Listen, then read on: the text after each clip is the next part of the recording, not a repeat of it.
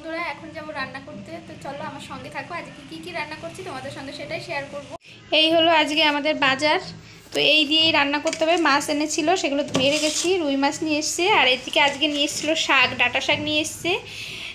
ডাঁটা শাকে দু রকম ভাবে কেটে রেখেছি। একটা ডাঁটা শাকের আর শাক দিয়ে করব, একটু তরকারি করব, আর এই শাক দিয়ে করব হচ্ছে ভাজি, একটু জল দিয়ে ভিজিয়ে রেখেছি।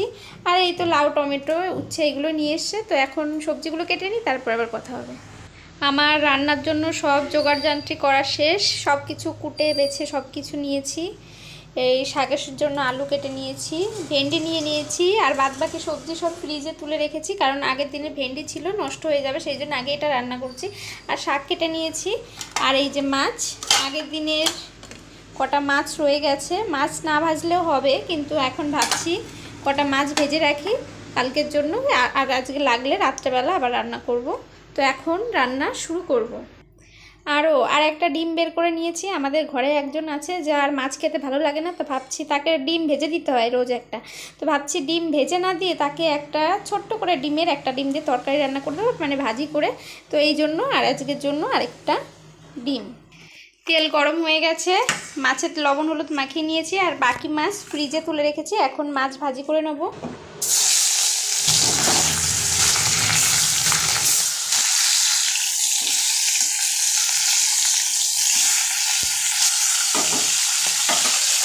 মাছ ভেজে তুলে নিয়েছি। আগের দিনের মাছগুলো একটু ভেজেছি, আর সব মাছ ভেজে কড়া করে ভেজে নিয়েছি। এখন বসাবো উস্তে ভাজি। কড়াইতে একটুখানি জিরে দিয়ে দিয়েছি। এখন দিয়ে দেবো ভেন্ডি ভাজি,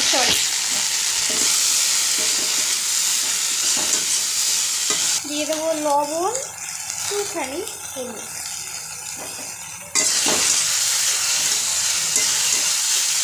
আমার ভেন্ডি ভাজি প্রায় হয়ে গেছে, এখন তুলে নেব। ভেন্ডি ভেজে তুলে নিয়েছি, আর এখন বসাবো আলু দিয়ে ডাঁটা শাকের তরকারি। প্রথমে আলুগুলো ভেজে নেব।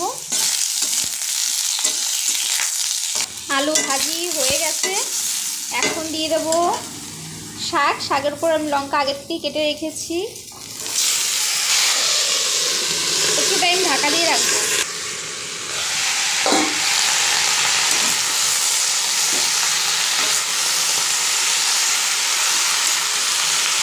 দিয়ে দেবো লবণ,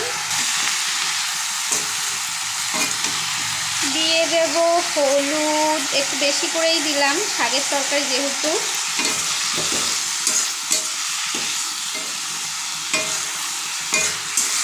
এখন দিয়ে দেবো একটুখানি জল। ডাঁটার তরকারি পানসে হবে কিনা জানি না, সেই জন্য বেশি জল দিয়ে রান্না করবো না। হালকা একটু গা মাখা কি একটু ঝোল রান্না, বেশি ঝোল রান্না করবো না। দেবো মাছ,